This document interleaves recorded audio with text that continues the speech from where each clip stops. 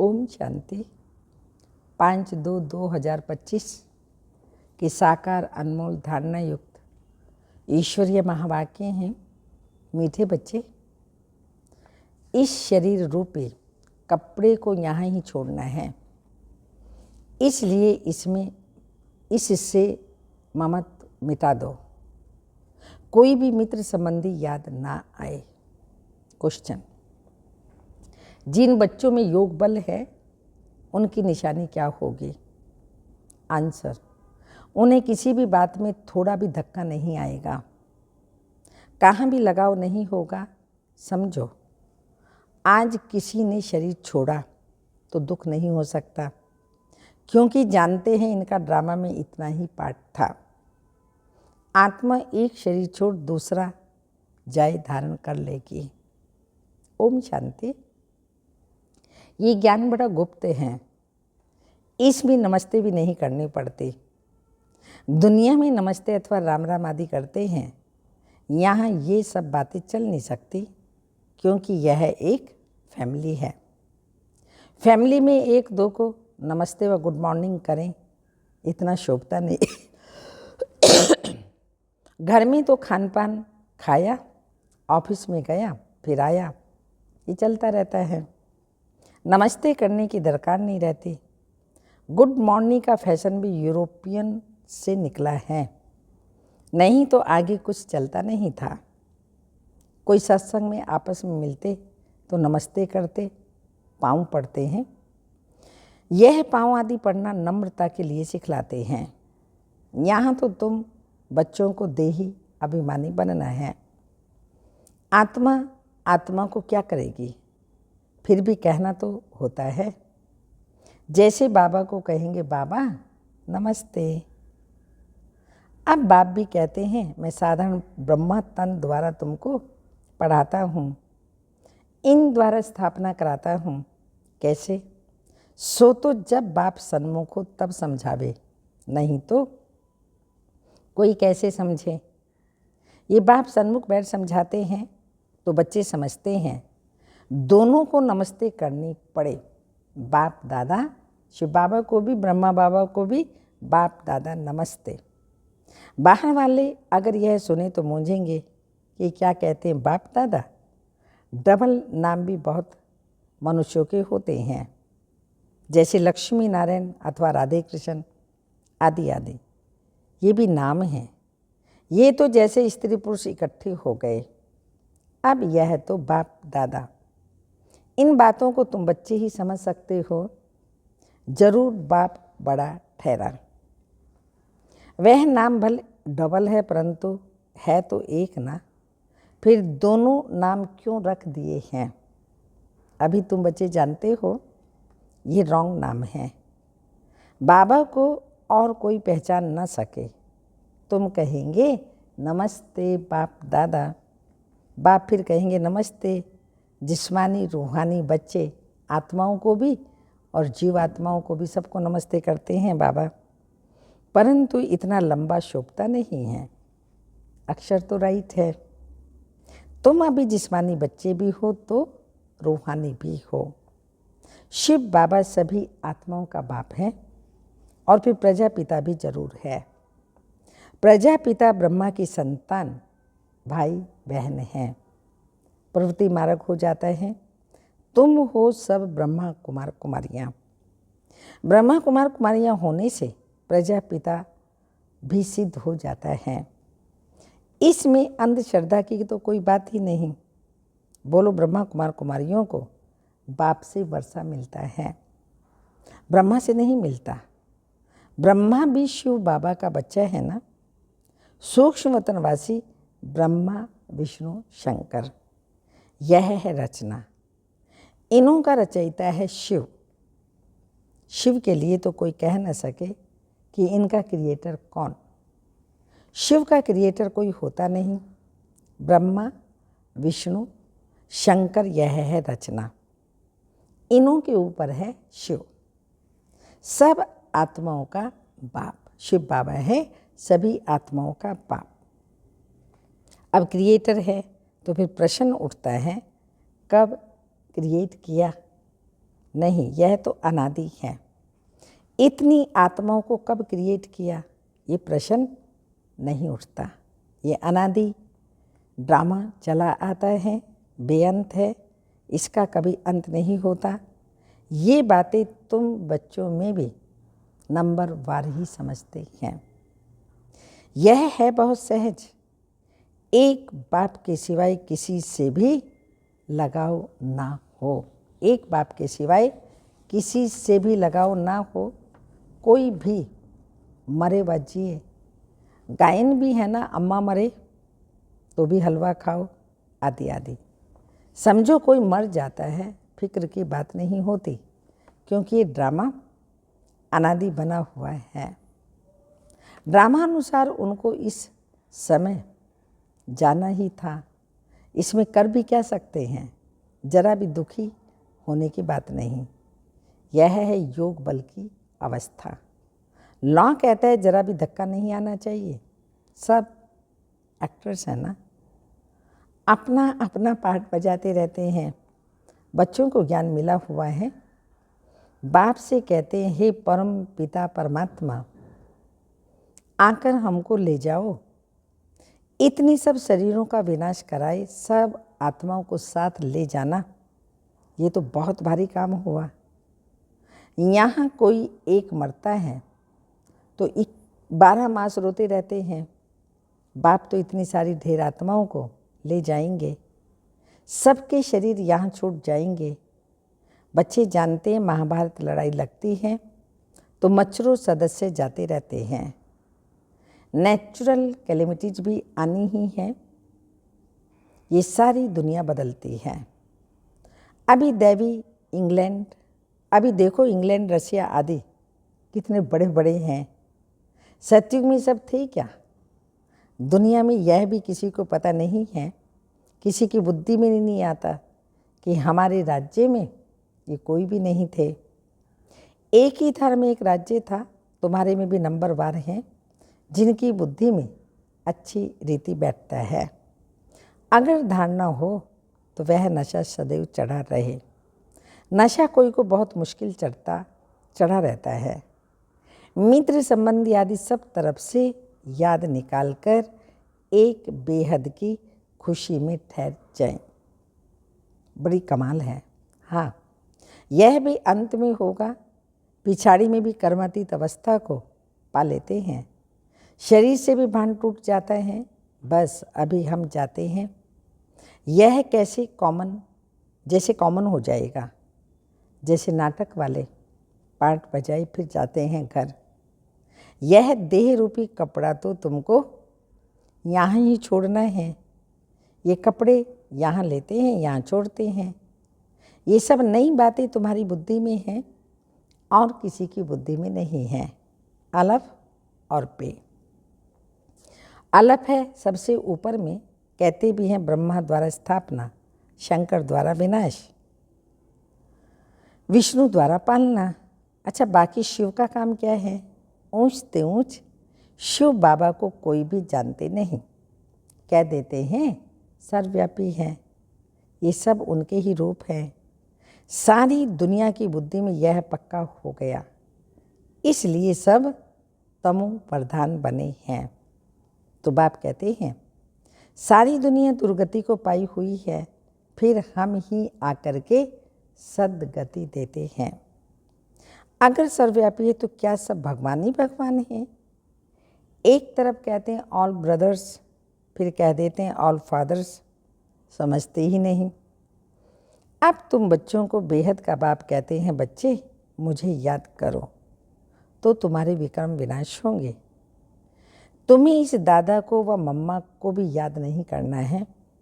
बाप तो कहते हैं कि न मम्मा न बाबा, कोई की महिमा कुछ भी नहीं है। शिव बाबा ना होता तो ये ब्रह्मा भी क्या करता? इनको याद करने से क्या होगा?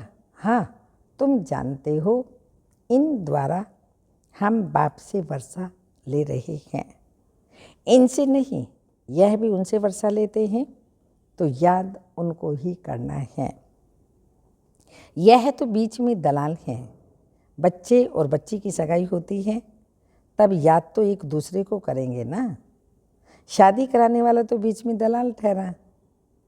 इन द्वारा बाप तुम आत्माओं की सगाई अपने साथ कराते हैं। इसलिए गायन भी है, सतगुरु मिला दलाल के रूप में। सतगुरु कोई दलाल नहीं, सतगुरु है निराकार। भल गुरु ब्रह्मा गुरु विष्णु कहते हैं, परंतु वह कोई गुरु नहीं। सतगुरु एक ही बाप हैं जो सर्व की सदगति करते हैं। बाप ने तुमको सिखाया है, तब तुम औरों को भी रास्ता बताते हो और सबको कहते हो कि देखते हुए भी नहीं देखो। बुद्धि शिव बाबा की तरफ लगी रहे। इन आँखों से जो कुछ देखते हो कब्रिस्तान होना है। याद एक बाप को करना है, ना कि इनको। बुद्धि कहती है इनसे थोड़ी वर्षा मिलेगा, वर्षा तो बाप से मिलना है। जाना भी बाप के पास है। स्टूडेंट को थोड़ी याद करेंगे, स्टूडेंट तो टीचर को याद करेंगे ना। स्कूल में जो तीखे बच्चे होते हैं वह फिर औरों को भी उठाने की कोशिश करते हैं। बाप भी कहते हैं एक दो को ऊंचा उठाने की कोशिश करो, परंतु तकदीर में नहीं है तो पुरुषार्थ भी नहीं करते, थोड़े में ही राजी हो जाते हैं। समझाना चाहिए, प्रदर्शनी में तो बहुत आते हैं, बहुतों को समझाने से उन्नति बहुत होती है। निमंत्रण देकर के मंगाते हैं तो बड़े बड़े समझदार आदमी आते हैं। बिगर निमंत्रण से तो कोई प्रकार के लोग आ जाते हैं, क्या क्या उल्टा सुल्टा बकते रहते हैं। रॉयल मनुष्य की चाल चलन भी रॉयल होती है। रॉयल आदमी रॉयल्टी में अंदर घुसेंगे, चलन में भी बहुत फर्क रहता है। उनमें चलने की बोलने की कोई फजीलत नहीं रहती। मेले में तो सभी प्रकार के आ जाते हैं, किसको मना नहीं की जाती। इसलिए कहाँ भी प्रदर्शनी में निमंत्रण कार्ड पर मंगाएंगे तो रॉयल अच्छे अच्छे लोग ही आएंगे, फिर वह औरों को भी जाकर सुनाएंगे। कभी फीमेल्स का प्रोग्राम रखो तो सिर्फ फीमेल्स ही आकर देखें, क्योंकि कहाँ कहाँ फीमेल्स बहुत पर्दे नशीन होती हैं, तो सिर्फ फीमेल्स का ही प्रोग्राम हो, मेल कोई भी ना आए। बाबा ने समझाया पहले पहले तुमको ये समझाना है कि शिव बाबा निराकार है। शिव बाबा और प्रजापिता ब्रह्मा दोनों बाबा हुए, दोनों एक रस तो हो न सके। जो दोनों बाबाओं से वर्षा मिले, वर्षा दादे का बाप का मिलेगा। दादे की मिल्कियत पर हक लगता है, भल कैसा भी कपूत बच्चा होगा तो दादे का वर्षा मिल जाएगा। यह यहाँ का कायदा है, समझते भी हैं। इनको पैसा मिलने से 1 वर्ष के अंदर उड़ा देंगे कितनी, लेकिन गवर्नमेंट के लॉ ऐसे हैं जो देना पड़ता है। गवर्नमेंट कुछ कर नहीं सकती। बाबा तो अनुभवी हैं। एक राजा का बच्चा था, 1 करोड़ रुपया 12 मास में ख़त्म कर दिया। ऐसे भी होते हैं। शिव बाबा तो नहीं कहेंगे, हमने देखा, ये दादा कहते हैं हमने बहुत ऐसे मिसाल देखे। ये दुनिया तो बड़ी गंदी है। यह है पुरानी दुनिया, पुराना घर। पुराने घर को हमेशा तोड़ना होता है। इन लक्ष्मी नारायण के राजाई घर देखो कैसे फर्स्ट क्लास है।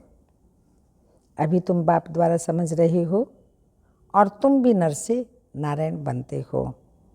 यह है ही सत्य नारायण की कथा। यह भी तुम बच्चे ही समझते हो। तुम्हारे में भी पूरे फ्लावर्स अभी बने नहीं हैं। इसमें रॉयल्टी बड़ी अच्छी चाहिए। तुम उन्नति को दिन प्रतिदिन पाते रहते हो, फ्लावर्स बनते जाते हो। तुम बच्चे प्यार से कहते हो, बोलो क्या, प्यार से कहते हो बाप दादा। यह भी तुम्हारी नई भाषा है जो मनुष्यों की समझ में नहीं आ सकती। समझो बाबा कहाँ भी जाए तो बच्चे कहेंगे बाप दादा नमस्ते। बाप रिस्पॉन्स देंगे रूहानी जिस्मानी बच्चों को नमस्ते। ऐसे कहना पड़े ना, कोई सुनेंगे तो कहेंगे ये कोई नई बात है। बाप दादा इकट्ठे कैसे कहते हैं? बाप और दादा दोनों एक कभी होते हैं क्या? नाम भी दोनों के अलग अलग हैं। शिव बाबा ब्रह्मा दादा, तुम इन दोनों के बच्चे हो, तुम जानते हो इनके अंदर शिव बाबा बैठा है, ब्रह्मा बाबा के अंदर शिव बाबा बैठा है। हम बाप दादा के बच्चे हैं।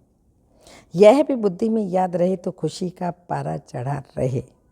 और ड्रामा पर, बाबा कहते ड्रामा पर भी पक्का रहना है। समझो कोई नहीं शरीर छोड़ा जाकर दूसरा पाठ बजाएगा। हर एक आत्मा को अविनाशी पाठ मिला हुआ है। इसमें कुछ भी ख्याल होने की दरकार नहीं। उनको दूसरा पाठ जाए बजाना है, वापिस तो बुला नहीं सकते। ड्रामा है ना, इसमें रोने की कोई बात नहीं है। ऐसी अवस्था वाले ही निर्मोही राजा जाकर के बनते हैं। सतयुग में सब निर्मोही होते हैं। यहाँ कोई मरता है तो कितना रोते हैं। बाप को पा लिया तो फिर रोने की दरकार ही नहीं। बाबा कितना अच्छा रास्ता बताते हैं। कन्याओं के लिए तो बहुत अच्छा है। बाप फालतू पैसे खर्च करे और तुम जाकर नरक में पड़ो। इससे तो बोलो हम इन पैसों से रूहानी यूनिवर्सिटी कम हॉस्पिटल खोलेंगे, बहुतों का कल्याण करेंगे, तो तुम्हारा भी पुण्य हमारा भी पुण्य हो जाएगा। बच्चे खुद भी उत्साह में रहने वाले हो कि हम भारत को स्वर्ग बनाने के लिए तन मन धन सब खर्च करेंगे। इतना नशा रहना चाहिए। देना हो तो दो, ना देना हो तो ना दो। तुम अपना कल्याण और बहुतों का कल्याण करना ही नहीं चाहते हैं। इतनी मस्ती होनी चाहिए। खास कुमारियों को तो बहुत खड़ा होना चाहिए। अच्छा, मीठे मीठे सिक्के लदे बच्चों प्रति माता पिता बाप दादा का याद प्यार और गुड मॉर्निंग, डायमंड मॉर्निंग। रूहानी बाप की रूहानी बच्चों को नमस्ते। हम रूहानी बच्चों की रूहानी माता पिता बाप दादा को याद प्यार, गुड मॉर्निंग, डायमंड मॉर्निंग, ओम नमस्ते। धारणा के लिए मुख्य सार हैं, अपनी चाल चलन बहुत रॉयल रखनी है, बहुत फजीलत से बातचीत करनी है, नम्रता का गुण धारण करना है। सेकंड पॉइंट, इन आँखों से जो कुछ दिखाई देता है वो सब फ्राक दिली, यह सब फ्राक दिली। बाबा कहते हैं इन आँखों से जो कुछ दिखाई देता है ये सब कब्र दाखिल होना है, इसलिए इसको देखते भी नहीं देखना है। एक, शिव बाबा को ही याद करना है, किसी देहधारी को नहीं। वरदान, मास्टर ज्ञान सागर बन गुड़ियों का खेल समाप्त करने वाले स्मृति सुस्मर्थ स्वरूप भव। स्पष्टीकरण, जैसे भक्ति मार्ग में मूर्ति बनाकर पूजा आदि करते हैं फिर उन्हें डुबो देते हैं, तो आप उसे गुड़ियों की पूजा कहते हो। ऐसे आपके सामने जब कोई निर्जीव असार बातें ईर्ष्या, अनुमान, आवेश आदि की आती हैं और आप उनका विस्तार कर अनुभव करते हैं या कराते हो कि यह सत्य है, तो यह भी जैसे उसमें प्राण भर देते हो।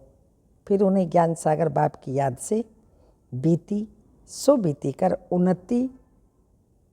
स्व उन्नति की लहरों में डुबोते भी हो, लेकिन इसमें भी टाइम वेस्ट जाता है। इसलिए पहले से ही मास्टर ज्ञान सागर बन स्मृति सुसमर्थी भव के वरदान से इन गुड़ियों के खेल को समाप्त करो। स्लोगन, जो समय पर सहयोगी बनते उन्हें एक का पदम गुणा फल मिल जाता है। समय पर सहयोगी बनने वालों को एक का पदम गुणा फल मिल जाता है। अव्यक्त इशारे हैं, एकांत प्रिय बनो तो एकता और एकाग्रता को अपनाओ। जो भी राजनेताएं, धर्म नेताएं हैं, उन्हों को पवित्रता और एकता का अनुभव कराओ। इसी की कमी के कारण दोनों सत्ताएं कमजोर हैं। धर्म सत्ता को धर्म सत्ताहीन बनाने का विशेष तरीका है। बाबा कहते धर्म सत्ता को धर्म सत्ता हीन बनाने का विशेष तरीका है पवित्रता को सिद्ध करना और राज्य सत्ता वालों के आगे एकता को सिद्ध करना। राज्य सत्ता वालों के आगे एकता को सिद्ध करना। ओम